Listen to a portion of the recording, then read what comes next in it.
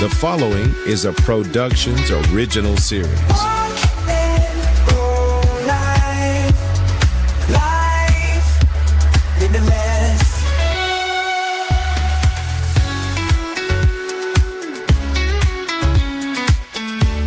Hello and welcome to Walk and Roll Live. I'm Doug Vincent, joined by Addie Rich. Our podcast is dedicated to amplifying the voices of the disability community. I'm a polio survivor, and Addie has cerebral palsy. So another week. How was your week? I know week. the big storm was coming through back in that region. Yes. You fare okay? I fared okay. I got lucky. Kind of where we live is a little pocket. So it was quite cold, but we got, a few hours of rain versus a day of rain. And you just had to be super careful because I'm already like Bambi when I go outside. So add a little ice and that's a bad idea. So I didn't go outside. I enjoyed a fire in the fireplace with my dog. No worries. I was on a work meeting today and that's what I said. You said, yeah. Immediately, the image just popped into my head. Couldn't help it. So did you lose power? Just for like 10 minutes. So nothing like catastrophic. I was working on a client's books though, and I was like, please just let me hit the save button before the internet goes out. Like I just was, bargaining with the universe of like, just let me hit the save and then you can do what you want. Yeah. And then you're on your own. But it was fine. Everybody was far more prepared than we probably needed to be. But if you live 40 minutes north of me, then you got what they promised. And thinking thoughts for people. Well, good. Glad you're safe. Anything else this week?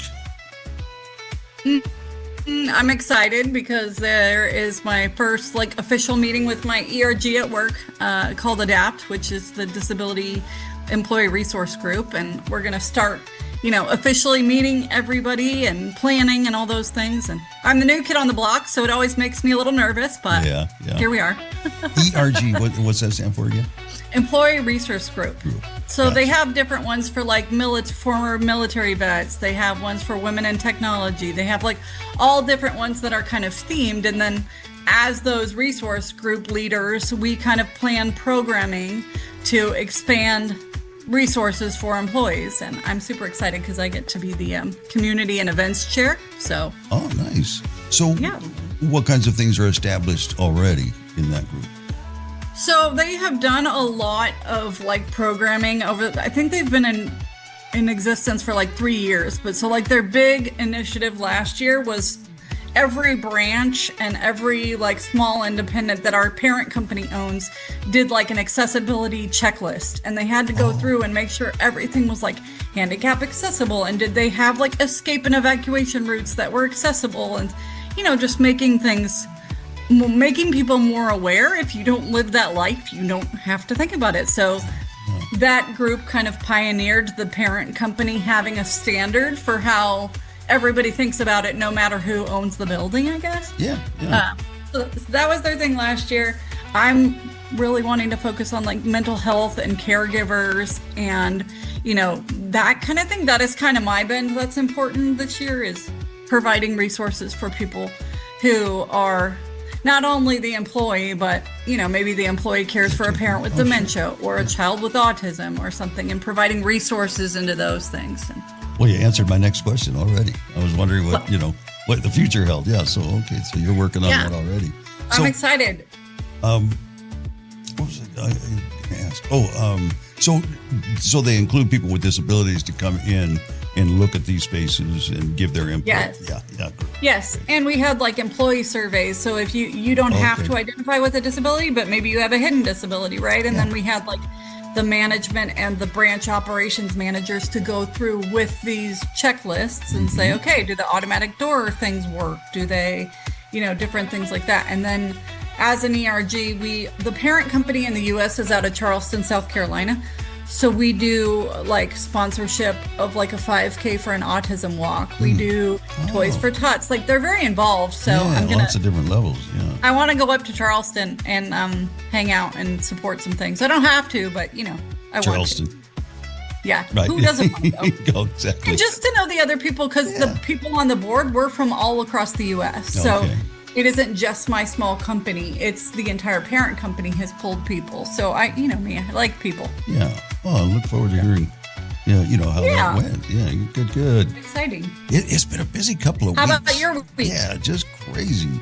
And this week is looking like it's shaping up to be the same, but just, on personal and also just all the things that I work on. But Possibilities Mixer fell this week and went to that, met a bunch of new people. There was some new people, and that always means new guests. So, I made some, and very involved. There was one gentleman we'll hopefully get on soon that is very involved. And then the wheelchair support group was this week. They do two at Rolling Start. One north of us up in Victorville, we call the High Desert. Okay. And then there's one that's here, closer to me, and that I usually go to that one. But the one in Victorville, they one of the consumers, made all kinds of food and brought it. So I don't know. I may have to make the drive to Victorville. It's, probably, right? You're like, dude, they make food up there. Food. Nice. I'll show up for that. But right. And how are you feeling? Good. Yeah, I finally feel like I'm 100%. And to the audience, I apologize because it seems like we've been talking about this forever. But just between my age and how it kind of intersects with my disability, because we all with disabilities, we all age. Everybody ages, and there's certain things that start to not work as well and all of that. So then you add in that I had polio, there was some things that kind of happened that were a little frightening, just sudden loss of strength and that kind of thing. So I took some steps to, and I think I talked about this, that lift that I got, in case I fall to the floor, I don't have the strength to get back up into my wheelchair. So I got that. But I feel like now I'm kind of back where I was and I have the strength to do the things. Good. But it's nice to have that as kind of a plan B. So I feel very, much more secure having that in the home in case I fall. Then, I don't have to call anybody. That kind of thing. I think it's important we talk about it though too, because it shows people that it is a long road to get better, and it's okay to give yourself grace. Because I know for you, it was very difficult that you're like, I just want to feel better. I got to go to all my stuff, and it was like, no, slow your roll, literally. And I say it to people all the time. Anybody that's going through that's one of the first things I say. Take it easy. Don't push yourself. Don't try to get ahead of yourself. Your body takes a while to heal. And I didn't really listen to myself as well as I should have. So what is it? The doctor's a horrible patient? Yeah. Something like that. Yeah. And, I think I was kind of overestimating my percentage of recovery along the way until I got to now I feel like is 100%.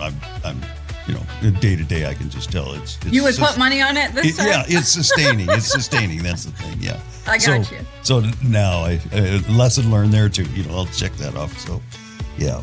So, alrighty. Well, got some things that I want to talk to at the back end, and I'll talk to you guys more about that after we hear our interview today. We have Michelle Steiner going to join us, and I'm trying to think real quick.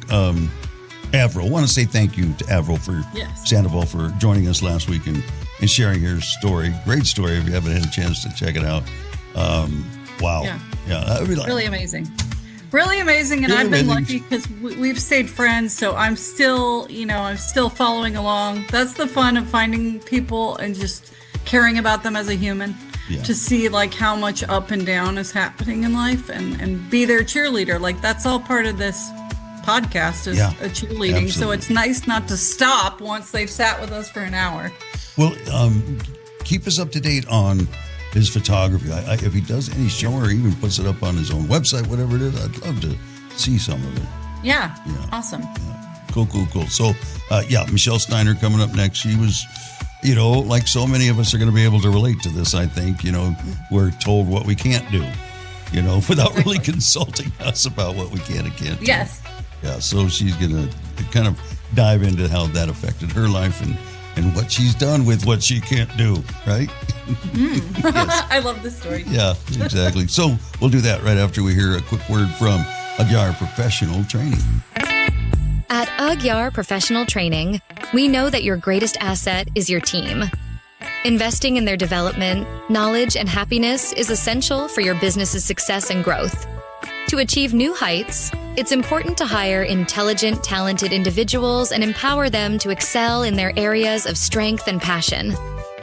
UGYAR is committed to transforming your employees into happier, more productive, and fulfilled individuals. When your team thrives, your business prospers. Wise leaders understand that providing team members with opportunities to shine in their strengths unlocks untapped potential. Elevate your team with UGYAR professional training and witness the growth of your business. From the UGYAR Professional Training Studios, you're listening to Walk and Roll Live, Disability Stories. Welcome back to Walk and Roll Live. I am Doug Vincent. Addie is here, and we have our guest for this week. And we're going to start with her giving us a brief introduction, and then we'll get down into the nitty-gritty. Yes, thank you. I am so excited to have this conversation. Well, my name is Michelle Steiner. I am a writer, speaker, photographer, and paraeducator. I live in Pennsylvania with my husband, Ron, and our two cats, Jack and Sparrow. Cool. And and I work in a school with students who have disabilities and some who don't. And I also have a blog called Michelle's Mission, where I write about my life with having a learning disability and get to feature my photography as well. Amazing. Yeah, Cool. I don't know if this is a good spot to jump in, but we're going to do it. I'm just curious, first off, that you kind of tell us the story about having a disability, a learning disability, and what your experience was like getting into school. I know I've read a little bit, and I think you were, to put it kindly, discouraged, I think, from getting a higher education, that kind of thing. And now here you are, an educator. So kind of thread all that together for us. Sure, I would be happy to do that.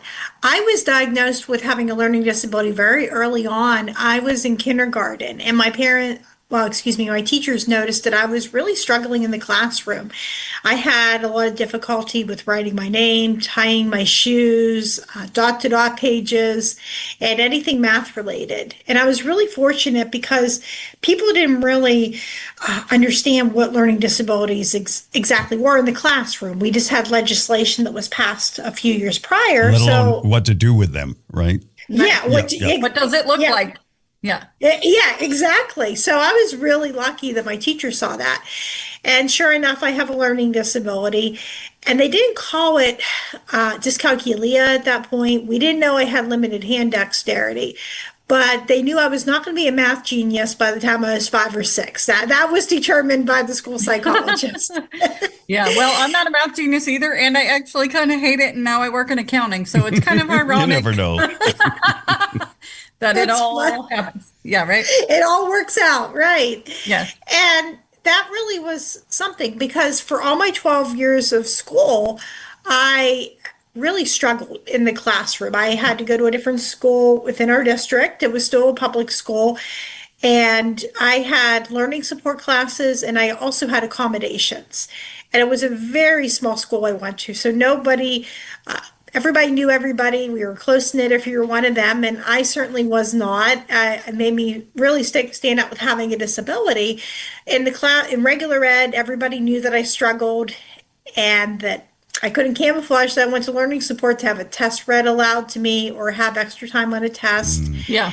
And I quickly got labeled the outcast. And then in learning support, a lot of my peers, they struggled more with reading, behavior issues. Some of them had, sadly, some trauma backgrounds, and other ones just had other disabilities and nobody knew what to do with, so they just threw them in learning support.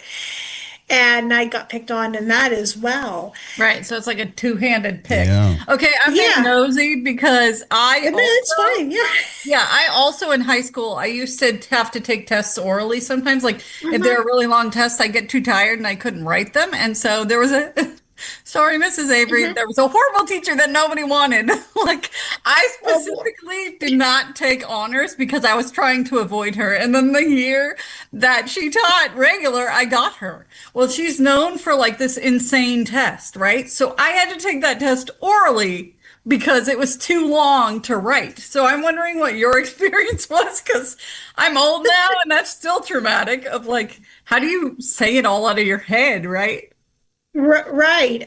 I had to learn how to take tests, so my gave my brain extra time to think about the information Yeah. or what I was reading. A lot of Yeah. times, I mean, one of my biggest strengths was reading from the time I was Yeah. young. I could read what the words were, but trying to understand and pull that information together and comprehend, that was really hard for me. Right. So it was frustrating. I remember telling my teachers, I can read. Why am I doing this? And they said, well, this gives your brain that extra time. And sometimes people do better if they have a test read aloud to them. So Right. I had to learn to want to have that accommodation whenever I was in school.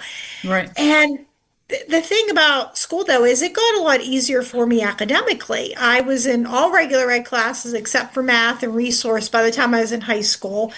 Um, and I was doing well. I made honor roll, and it was really good. We knew as long as it didn't involve math, I was going to do pretty You'll be well fine. at You'll it. be just fine. Yeah. Right, exactly. Now, did the And educators at the time, did they have some strategies that helped you, or did you come up with some of your own, or both? it was a mixture of both. Yeah. I can remember they really educated my family on learning disabilities. Number one, that was really key because my parents were first time parents, so they didn't have another child to base that on. So I think having that education empowered my mom and dad to be my advocates whenever I was young, and that was key. But they would do certain things. For example, I still do this today. If I'm reading something and with visual tracking, my eyes work well, but sometimes I might just have something where I might, if I'm reading it, it may get jumbled in the line. Not because I see the letters backwards, but just so they would tell me that Disconnection. Yeah. yeah, just a disconnection there. So put a piece of paper, and then I can visual track, and that Right. also works with visual perception. Uh, Allowing me to have extra time on tests, that was a big thing. Another thing I found was really helpful was picking information apart step by step, and every night, if I had a test, reviewing my notes. I was never one that did well if I sat and crammed the night before of a test. That was Yeah. always hard for me. Yeah. And my brain needed that chance to really get that information. That was another thing. It was also helpful. Whenever I learned how to type, my handwriting is terrible, and part of it's the hand dexterity issue we didn't figure out till I was an adult.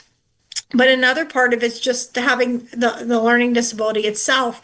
Yeah. And I can remember my teachers, they didn't always understand. Some of them put weakness. I can remember that on my report card, a W in second or third grade. And I mean, that was really difficult. And everybody would say, well, you need to have good handwriting because when you go into middle school, you're going to have everything in cursive, or high Yeah. school. Well, to my surprise, whenever I was in high school, I had typing. And it took me a whole year, but once I could type, my world changed because people could read what I was saying. They didn't want all of my essays in. They didn't want them in cursive. They wanted it to be typed. Right. Yeah. So that really helped a lot learning that skill, and it took me extra time to do that. And Slow and steady I'm not wins the against. race. Yeah, exactly. I say slow and steady wins the race. And I assume, well, I'm not assuming, I'm pretty darn sure that it now makes you a really compassionate, patient teacher because you have lived the life you're helping a student get into, right? Like, it's not just like, oh, come on now, try harder. Right, exactly. No, and that has put me in that position to understand what a lot of my students feel because I have sat there where people have said, well, this is really easy. Why can't you get it? And I can be there and say, it's not always easy, but here's how we can do it. And that's actually helped a lot. Whenever I can remember I had a student last year, and he was really struggling with something, and the main teacher was like, oh, you got to do this, you're not going to be able to do all this the rest of your life. And I knew that teacher probably shouldn't have said that, and You're like, rather than you correcting the just ripped teacher, I that went in right there. over.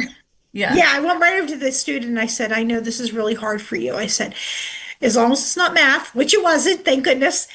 I said, you and I are going to have some time. We're going to have to sit together during a class and we're going to have to get caught up, and we'll go over the information. The next day he came over, sat right down beside me. We went through the assignment, no problems whatsoever. Yeah. Was able to turn that in. And I did talk to the staff member, and he did say, yeah, I probably could have been a bit easier on him, but it all worked out. And I just think sometimes that compassion, sometimes they don't understand. This is really hard. And it's not to say that the work doesn't need to get done, because it does. But I think that sometimes they might need some extra help on it. They might need some extra time, just might need a different approach. And that can be embarrassing when you're sitting in the classroom and you're the only one that needs that. So that really influenced a lot with me. Yeah. So you made it through school. You made it through compulsory school, Right. whatever we're supposed to call it. Right. I did make it through high school. I did have a lot of people who were very just telling me I couldn't do a lot of things. I had a learning support teacher who told me, well, I don't think you can go to college because of your math. Okay. And she wanted to send me to a trade school. And I could look over at some of those programs offered at a trade school. They were not of interest to me, but they would also be a lot harder for me. Right. For example, she said, well, maybe you can't work as a teacher, but we can get you to maybe do like protective services. And if there's an emergency involving a child, I'm like, I can't drive, so I don't know if driving a vehicle would. You're like, my telepathy will get them where they need to go. Yeah. I transport myself. I can't drive either. So, telepathy does. Okay. Telepathy is the imagination of people's things, right? And I don't think anyone would want me to cut or color their hair. And I know that there's math involved with cooking, so I knew none of those programs were going to be a good match. So I decided I'm going to go to college, and I experienced more discrimination with that. I had a psychiatrist who told me, well, based on your test scores, you're most likely not going to go to community college. Yeah. I get to community college, and there's even more stigma from staff and other students. If I would ask for accommodation, some people thought they were cheating. I remember asking for a calculator in a class, and the professor said, oh, no, we use our brains in this class, not calculators. Oof. And I even had an advisor who told me I was going to have limited job choices because of my difficulty with math. She said, well, if you have to do an art project, you're not going to know how much paper to give a student for that. And it's not that I haven't had situations like that, but the good, you just have to know how to be able to work with that. Yeah. And at that age, I didn't understand that. I thought, oh boy, this is really scary. Am I going to graduate? Am I going to have a job someday? Yeah. And I went ahead and I did it afraid. And I was able to get my associate's degree in early childhood education. Good job. I moved out on my own for a while, and I really enjoyed having my independence because I'm not able to drive. Yep. And I liked having an apartment and living in a centrally located place, but I still wanted more for myself. And I had to move back in with my parents at one point for financial reasons. And that was the time my job was downsizing. And I thought, this is the time to go back to school. And I carefully researched programs at university. I found a program that had the least amount of math and science possible, and it had disability accommodations, and I loved the program. Yeah, and it was such a better experience. I made sure that I used the accommodations this time. I had extra time on tests, I had tutoring, and I advocated for myself. And I had a note taker too. And with the advocating, I would go up to a professor and say, hi, my name is Michelle. I have a learning disability, and these are the services I'm going to need. And most people were so nice. They did everything they could do to help me. Yeah. I got one or two people that they didn't quite get the memo, but that was all right. And I was able to make Dean's List for a semester, and I graduated with a bachelor's degree despite being told I couldn't do it. And kudos to you. thanks. So we're talking about people that gave you difficulty in trying to do Yeah. that. Were there people that gave you, other than like the accommodations that are put in by, laws and things, were there other people that said, don't listen to that, besides inside of yourself, right? Because we all kind of need that. Were there people on the outside too who said like, good job, we're proud of you, like keep on, Don't listen to the haters. However you want to put it. Right. And friends as I well, had a- Michelle. I was wondering that too. If you had maybe a few friends that you made that could give you some of that support that you needed. Yes, Yeah. actually, I've been really blessed to have some family that was wonderful. My mom and dad never gave up on me and always encouraged me. And then I also had some great friends. And I ended up meeting these people outside of my high school. I can remember the high school years got a lot harder for me socially. I just really didn't feel like I fit in with anybody, and a lot of the bullying intensified, and I just wasn't connecting with people in my school. So I found a group outside of my school district that was an arts group, and found some other friends, people that were interested in the same things that I were, and they didn't go to school with me. After I transitioned out of that group, I found a writing group for adults with people just a couple years older than I was. And they encouraged me, you should really write about having a learning disability. And I said, oh no, that's too personal. And I put that on the shelf for a number of years. But the remarkable thing about that writing group is 30 some years later, we still meet once a month to talk about our writing, and we're still in each other's lives. Amazing. And when I was in college and I was really struggling, they could not fix that I had a disability or what was going on at college, but they could be my friend and we could laugh and be supported. So I had that. And talk about the horrible stuff that is life sometimes. Yeah, you need those people, right? You need the people to just see you, see the soul of you, and not all the challenges that you have. So that's amazing. Right. And bravo to you for going out and finding it, because that is the freaking hardest thing, is putting yourself out there and looking for like those people that you went and found fall into your lap. So kudos And to I you. have, That's so hard. Yeah. And I had one other person too. There was a student teacher in high school, and she told me that I could go to college because I knew how to study. And before that, I was amazed because I didn't think I could do it. And she said, well, there's people that I go to school with that have learning disabilities like you, and they're taking remedial classes and they're able to be at college. And I never heard that because a lot of the books that were written were for men that, sorry, Nick. That's all right. that were, That's all were right. for guys that Yeah, had men, Doug. I know. and most of them had reading disabilities, and there was nothing that showed women that were in college that struggle with math. And I just heard that, and that just changed my life. And whenever I was at school and it was really difficult, I don't remember that woman's name, but I remember just hearing that voice and saying, you can do it. And that's what got me through a lot of stuff too. It's amazing. That's what's so bewildering for me is like I say, I mean, I got into mainstream probably at about 1965, 10 years oldish, and I just went into mainstream class. I don't even know if they had special ed. Special ed, the only thing that they had for special ed was like gym class. And then there was just a room at the gym that we would all stand around. They didn't even have activities for us. We just kind of stood around and chatted for the length of a period, and then went back and then went back to our regular studies. But Addie and I both, we kind of started out our lives. Of course, it's very obvious, and we're doing obvious things. She was an ambassador for March of Dimes. I did that when I was a kid, and those kinds of things. But then you go on with your life, and you're just doing your life, and you kind of get away from the community. And then when I got reintroduced to it, I was just really kind of shocked that we hadn't made a whole lot more progress with those kinds of things, telling people they can't. Right. Instead of, well, let's see what you can do. Yeah. Exactly. So I'm glad you're out there. You're out there as a beacon, and I'm Thank sure you. many more like you, but, it's an army. We'll change those minds. Yeah, one small step at a time, right? Yeah. Okay, so your degree, what is the degree? Explain your degree that you graduated with, because it has a cool title, and I kind of want to understand what that means. Sure. At the time, they have changed the name, but it is Community Programming for Americans with Disabilities. Now they call it a transition specialist.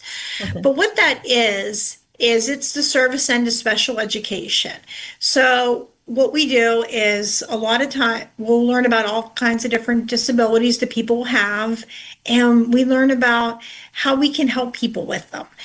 It can be anywhere from helping an infant in with early intervention services up until a child that's in preschool or kindergarten, or actually all the way up to 12th grade into school, learning just being a paraeducator like I am. It can also work with people, can work with adults in group homes, or eventually go on and work for rehabilitation places such as OVR.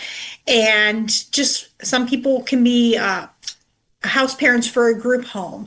And it's learning about all that lifespan from having a disability from someone that might be an infant and just diagnosed all the way up until an adult and anywhere in between, because sometimes we can have a disability that we're born with, the congenital one, or other times people get acquired disabilities throughout life. So it covers that whole lifespan and talks about the different kinds of disabilities that we see, and how we can help individuals that have them to have full, happy lives and be able to just be able to cope with that. That's awesome. That's really interesting. Like almost like a social worker, like targeted at disability, which is really cool. But Doug, it's like you always say, like, where was that when you were little? Like, Yes, exactly. There are that's some of the evolution, right? Like we didn't have that. And I'm even wondering now, how widespread it is. Is that something that every district provides? Well, not every university will provide something like that. This is a great program because it does not involve becoming a certified teacher, which I knew wasn't an option with my disability, especially math. I knew that I couldn't pass a lot of those tests for myself. And it was also amazing. It was designed to, well, not designed, but a lot of teachers that were elementary ed or secondary ed that couldn't pass the praxis, rather than just giving them a degree that they couldn't use. Yeah, I know, the praxis. They would, a lot of times they would transfer over to that department so they could get a degree, and it's still helping people. It's still, you can still work in an educational setting, or even if you do maybe something outside of that, you're still doing something where you're working with people and helping somebody. So that's a great way to do that. And that, I mean, I don't know if other universities offer it. I know Slippery Rock University, where I went, offers that. And it's a wonderful program. The staff is amazing to work with too. That's awesome. So awesome. Back in October was Invisible Disability Awareness Month. So we had 3 or 4 guests on who deal with that. We learned a lot from them. I'm curious, with you, twofold, I guess, how did you come up with some coping strategies? And then also, how do you help your students deal with that part of it too? That is difficult with having a disability people can't see, because people look at me and they think, well, why can't you do it? You look like you're normal. So sometimes I have to realize that I can't control the reactions of other people. And I really can't control what someone's going to say. I can't control what somebody thinks. But what I can have control over is how I choose to respond. So I will tell somebody, if they tell me, well, you don't look like you're disabled, and they think that's a compliment, I can be like, well, there's nothing wrong with having a disability. Yeah, whether you can see it or you can't. And some people have disabilities they can see, and other ones have ones that we can't. So I think that's a really powerful thing. And I think advocacy is also really important. It's even more important for me to be able to speak up and say what I need, because people don't understand it. So if I go into my job, I have to talk to the teachers I work with. All the kids know, do not ask me for help with math, because people just presume competence.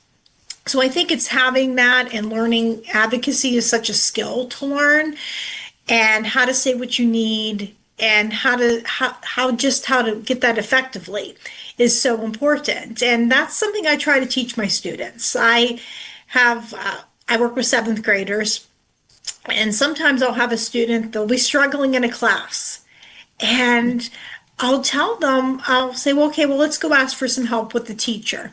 And they'll say, oh no, but I'm afraid. And I say, well, I'll go with you, but you need to use your words to speak up for what you need. And before you know it, you don't have a student that's afraid anymore. They feel, once they learn how to do that, they Yeah. feel empowered.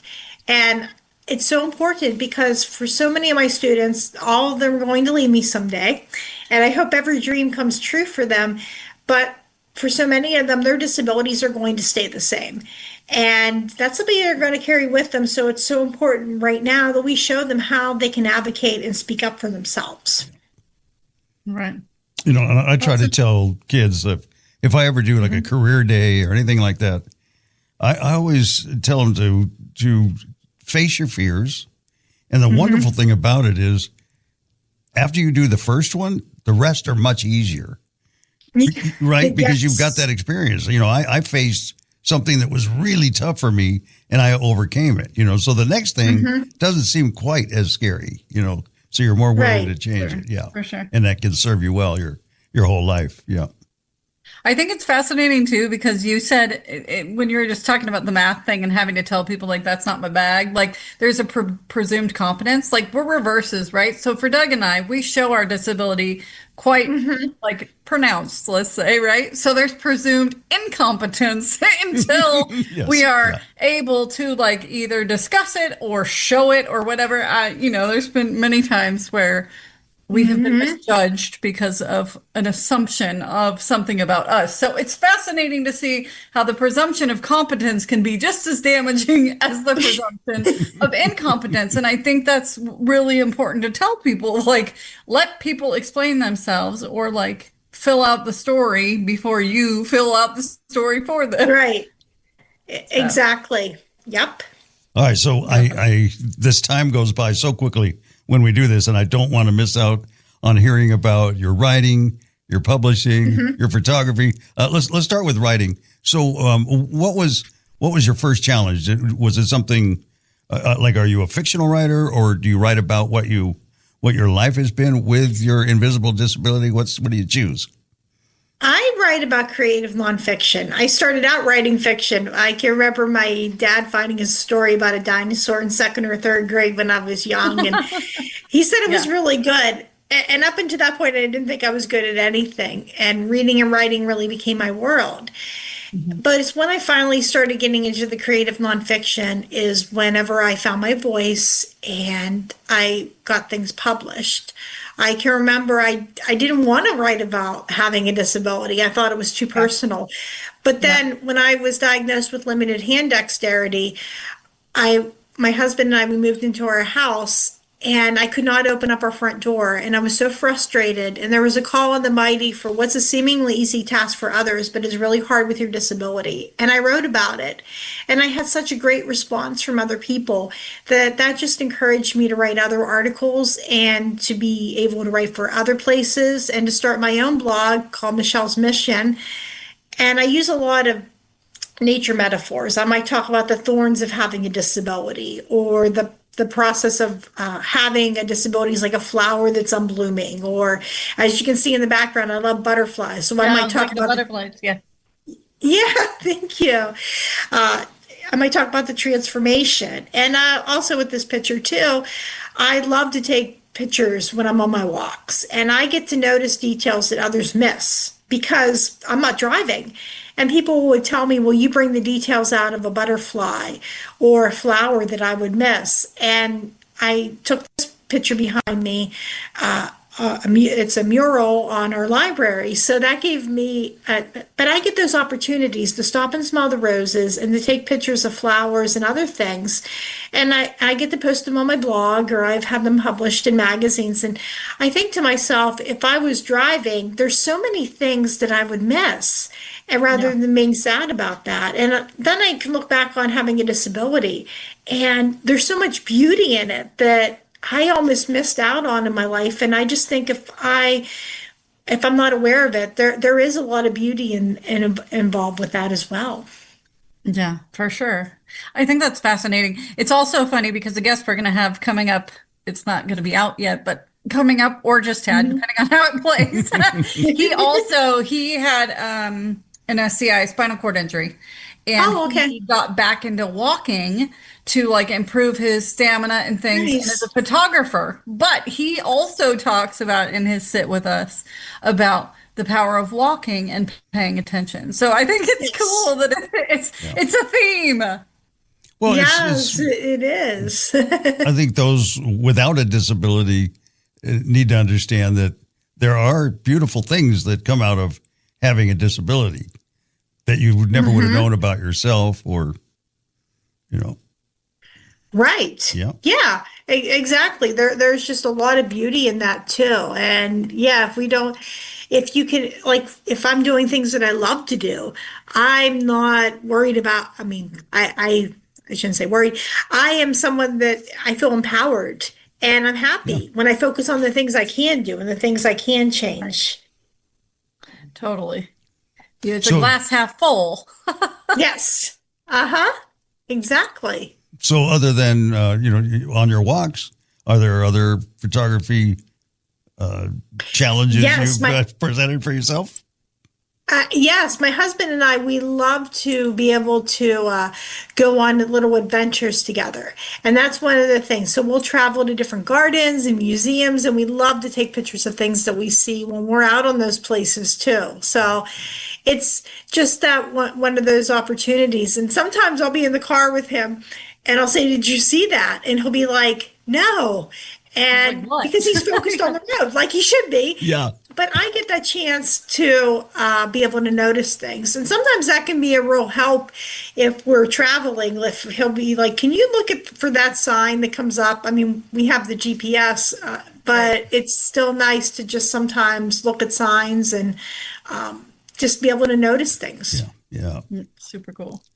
So tell us about Michelle's mission. What is that all about? What are you trying to accomplish?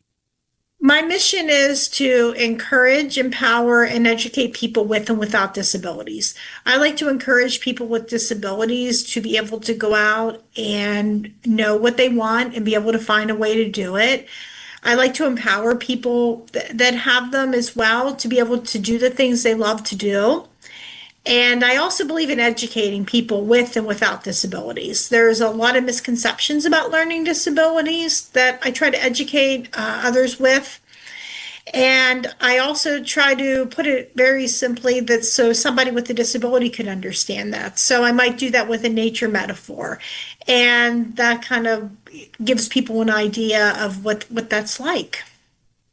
I've noticed since we've been doing this, and I guess the advent of social media as well, and everybody's a little different, but I've noticed there's a bit of a spectrum as far as how people react to maybe their newfound disability, or even if they've had one for a long time and they want to express themselves. There are people that are very against anybody asking them any questions. And I've always been very open to it. As long as you approach me respectfully, Yes. you're curious. I mean, you don't see somebody like, me very often, I would imagine. I know I don't. There's only one you. Yeah. I don't see another person like me when I'm out, so I'm sure it's the same thing. So people are curious, and I don't think it's a bad thing. There are people who are rude when they ask, and I usually give them a fake answer. So whatever, but just for my own fun. But the vast majority are very respectful, and they'll ask and they'll ask great questions. And I'll share with them. Where do you come down on that? I think as long as it's presented in a respectful way, I'm happy to answer questions. I know another condition that I have that doesn't qualify as a disability, but I mean, sometimes people notice is my feet turn in when I walk from the time I was a baby, and I had some failed surgeries with that. And sometimes I'm not as great, I'll have to admit, I'm not as great as answering questions with that because it's like, I don't feel pain and I don't really notice a difference. So sometimes when someone will come up to me, that can be a little hard for me to answer that. But I'm learning just to say, well, that's just how I walk. Yeah. However, with having That's my container. yeah, it's just like it. That's just how I walk because that's truly how that is. But I feel more comfortable, more confident in myself now about if people ask me questions about having a learning disability, like with math. I can now go up with confidence. Like if a kid will ask me, can you help me with my math? After I've explained to them 10 million times, and I say, no, that's not going to happen. And I don't look at myself and I don't feel incomplete with that. I don't feel sad. I just feel that that's just how that is in life, and that's okay. And sometimes, even with learning disabilities, folks will come up to me that'll say, well, can't somebody just teach you? Or if you tried really hard enough, you could. And sometimes that can be a little difficult to answer, but most people don't want to upset me with that. They're just curious, or they really, really want to help. And just sometimes the best way to say is, we've tried that. It just simply doesn't work. And it's the same way with the walking. It's just that is how the situation is, and that's okay. And I've made my peace with that, and I can laugh about situations with that, and I'm far more comfortable with that as well. And I would imagine. How do you think you got there? Go ahead. I said, how do you think you got there? Because you went from like, oh, way too personal to story. It takes an evolution to be like, oh, it's okay. I am not a specimen for you to poke. You're interested, or to grow in yourself to say, hey, I'm whole this way. I'm different. Yeah, but I'm whole. So do you know how you got there? Yes, I can tell you how I got there with a learning disability. One of it was, I used to think I would be complete if I didn't have a learning disability, and it would just all go away and I'd be happy. But when I graduated from university, I still had the learning disability, even after I made Dean's List, even after I graduated. But I had a confidence. I thought, I went after and I did what my goal was and what my dream was. I'll always have the disability, and that's okay. And I just felt so grateful, and I felt so confident after that. And I just wanted to share with other people how we do that. So I started out with working in the classroom with students that had disabilities. Made a lot of mistakes, but I'm growing from a lot of those things. So I think that helped. But then when I got diagnosed with the limited hand dexterity, I wanted to just be able to tell people about this experience and with other things, because this was a new thing that I had to kind of learn to grow and adapt to that. And I also had a story where somebody did approach me about my hand dexterity when I was in the grocery store. I was unloading a cart, and it was busy,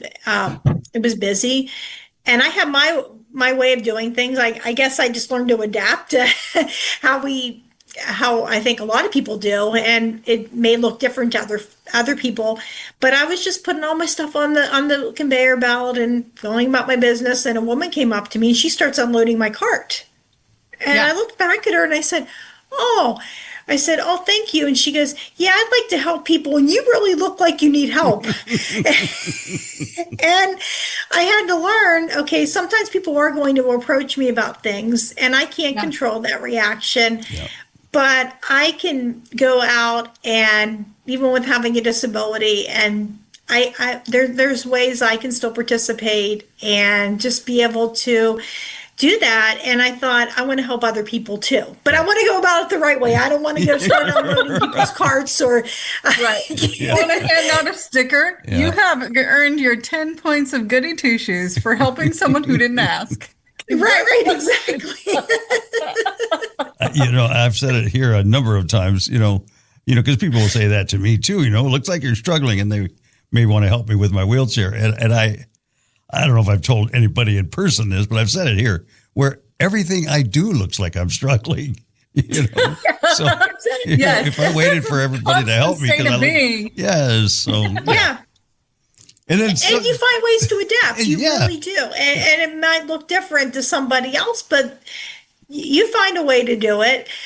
And sometimes people are amazed by that. I also can't use an escalator because my visual perception, I can see fine, but I just don't know where to step on and where to step off. And I know to use an elevator. And I was with friends one time, and they were going to go on that. I said, okay, I'll meet you I'm going to go get the elevator. I'll see you up there. And she said, oh, I just always forget when I'm with you. And she's like, I'm just so amazed. You just go and you just do what you have to do. And I'm thinking, well, that's kind of what we have to do. If you can't use, we're all getting to the same place. It's just, I just need a different way to get there. Yep. Yeah. some funny moments can come out of that too. There's been a number of times where somebody has wanted to help me, and it's somebody who's, say, a Spanish speaker, and I'm putting my wheelchair away while they're helping me get it out. And I can't like communicate to them. No. I'm putting it in, and they're smiling at me and taking it out. I can see this. I can see it in my head. Or it's like the people that, like, for me, it's very obvious in my balance. Like, so people will try to assist you, but like hold your arm or something, and then they're like kind of pulling you over because you're gonna make me fall. I'm fine, but if you keep going that way, I will eat it. Like, this is the thing. Our balance. I just had to do this at the hospital because he's transferring in and out of beds and all that, and people would be putting their hands on me, and I'm like, okay, you have to spot me, but not touch me, because my balance is on a razor thin edge, and the slightest touch can throw me off. So exactly So what does the future look like? Everybody has a future, and yours sounds pretty darn bright with everything you got going on and everything you enjoy. So tell us what the future of Michelle looks like. I definitely want to expand my blog. That is definitely something too. I also am going to be in a program we're doing some public policy for people with disabilities. That's definitely something that's in my heart. And I would also like to write a book in the future about my life with having a disability. Amazing. Very nice. I think it'll all be done. How often do you publish your blog? Where can people find it? All that kind of good stuff. I usually publish about once a month. I would like to get back into about every 2 weeks and doing that coming in the future. But you can find me at my blog, www.michellesmission.com. Awesome. Nice. Now, have you heard of an independent living center, or I guess the rest of the country, they call them centers for independent living? Right. Yeah, I have heard of a lot of this. Yes. Have you volunteered or anything there? Because I have not volunteered. I did work at one time, Because when you were describing all the things that you do with helping with transition, I'm like, God, you'd be perfect.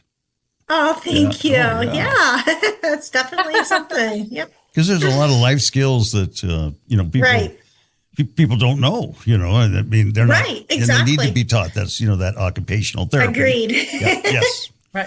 We've heard the stories here. There are some people who get great care, and there's other people that once they get done with the healing of their physical wounds, is like, there's the door. Good luck. I wish it wasn't that bad, but it pretty much is in some instances. I agree.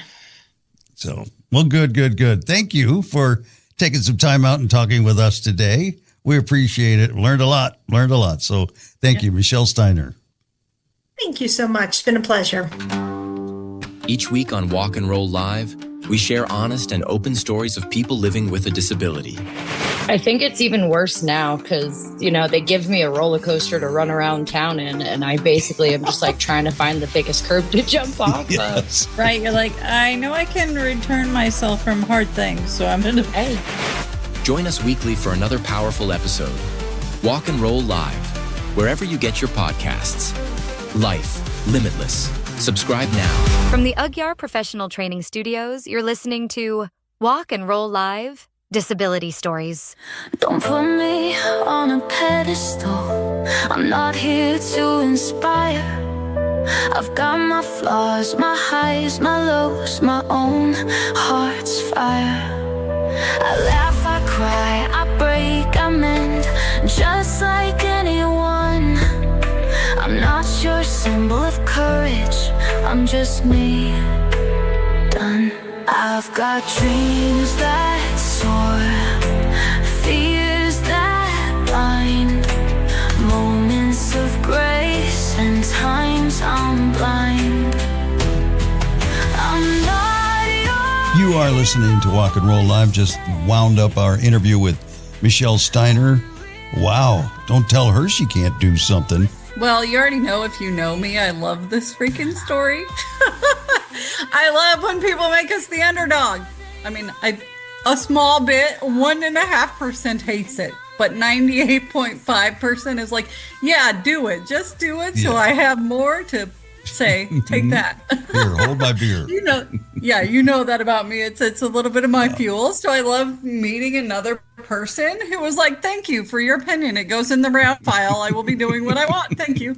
And I feel like that's her, right? Like she heard heard the discrepancy about what they thought versus what she thought, and then worked to find a way around it and find a school that would support her and then pay it forward. So, I mean, a lot of people might find the school and get halfway through and say, I tried, I can't do it. Yeah. So, you wonder about it. Is hard to really, I guess, document it, but the ripple effect that causes. There's a lot of naysayers that are also standing on the sideline, who have the same opinion as the original naysayer that says you can't do this.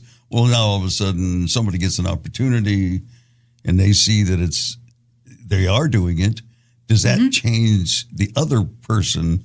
Are you following me here? The other person. Yes. But I mean, I would think we would say we'd hope so. Yeah. But sadly, I think humans are so entrenched in being who they are or being right that I think it's far less common than we want it to be, if that makes sense. And you and I have a different perspective because almost everybody we meet has had some sort of naysayer or like up against a wall in making a choice. So we're kind of spoiled because we are a crowd of thank you for your opinion. I don't need that. Well, I guess that's what makes me hopeful too, is that, one of those naysayers will see somebody who was told that they couldn't do it.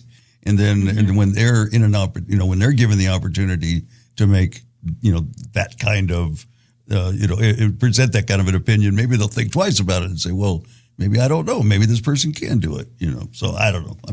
I'm optimistic that way. Right. Well, and that's kind of why we do this, right? Because we don't know who's listening today that is able-bodied, quote unquote, that won't be tomorrow because of an event, because of, not that I'm jinxing anybody, but you never know when you're going to join our ranks. Yeah. Yep. And hopefully you're like, gosh, well, I heard that story of so-and-so and they did okay. And there were dark times and they didn't feel good and they thought it sucked.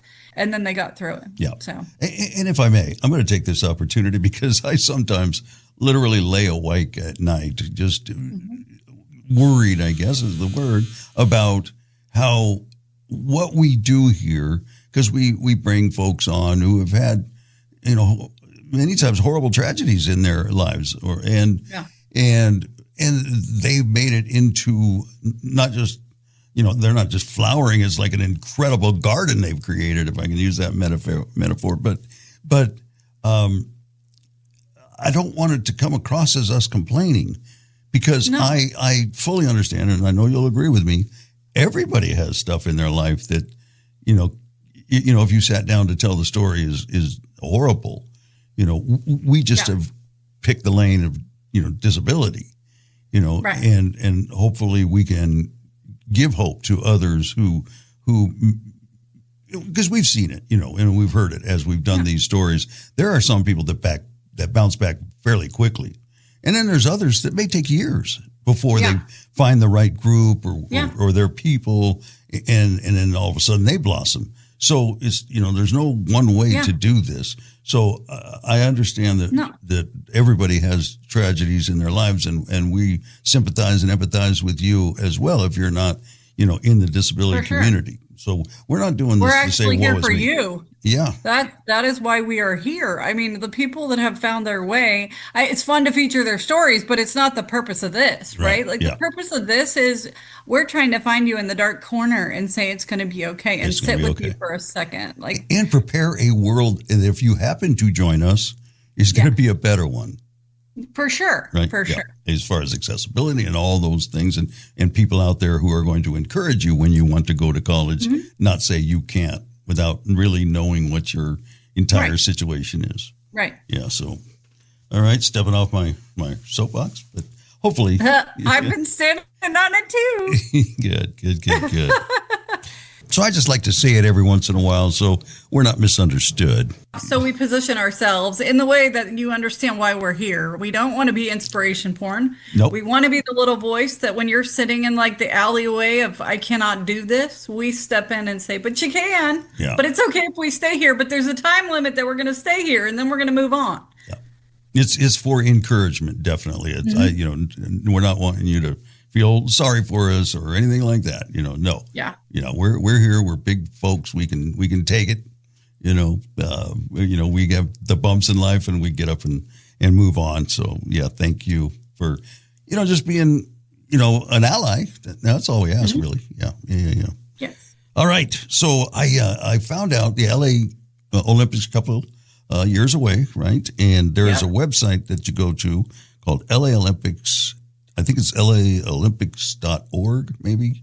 But it's for tickets. You can sign up for free tickets. Ooh, and I don't know all the parameters. I'm going to look it up and I'm going to put it on our resource page.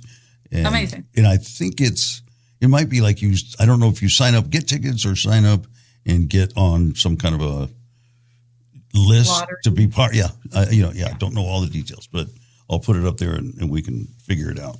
All right. And let me look at my calendar here. So we've got next week, I got too many names here and I can't read my writing. It's horrible. Yeah, it's, I'm not really sure how to pronounce this, but there is a school in Uganda where they teach women skills that are single, so they can sustain their life and their families. And it's Toru Wu, I think, is what it is. And we're going to talk to Augustine Yiga, who is, I think, the director. And they're going to kind of tell us about how they're doing that. And I guess what they've, talk about what we were just talking about, but culturally, they look at kids with disabilities and people with disabilities a whole lot differently than we do here in this part of the world. And so they're finding this is kind of unintentional, but they were finding as they were helping these women, they found that they had a lot of kids that were disabled. And I think part of the dynamic is, they have a child with a disability and suddenly the father, goes somewhere else. And so they're left. And since they don't have a man in the household, just culturally, that's the way it works there. They don't have somebody who has, the ability to work and make money. So that's where they started with teaching these kids or these women, so they could make a living and take care of their families. Yeah. So we'll hear the whole story next week here on Walk and Roll Live. Anything on your mind before we head out of here? Well, we would like you to like, subscribe, and do all the things, press all the buttons. I'm super excited about some guests I'm working on behind the scenes. So stay tuned. It's good already, but it's about to get better if I could keep on keeping on. Yep, I'm doing the same too. All these meetings I go to, I meet some incredible people. So can't wait to share them with you. So yes, we might not be able to read our writing later, but we are making it happen. I can almost guarantee I won't be able to. Well, we appreciate you hanging out with us. We're glad to have you hear stories, both of ours and others that we meet. Yes. And if you or someone has a story, we're willing to listen. So give us a holler, an email. If you see us on social media, send us a DM. Slide into our DMs, as they say. I'm aging myself. All right, so see you next week. Thanks for listening. I'm your host, Doug Vincent, with Addie Rich from the Agyar Professional Training Studio. This has been Walk and Roll Live. Disability Stories, Life Limitless. Walk and Roll Live.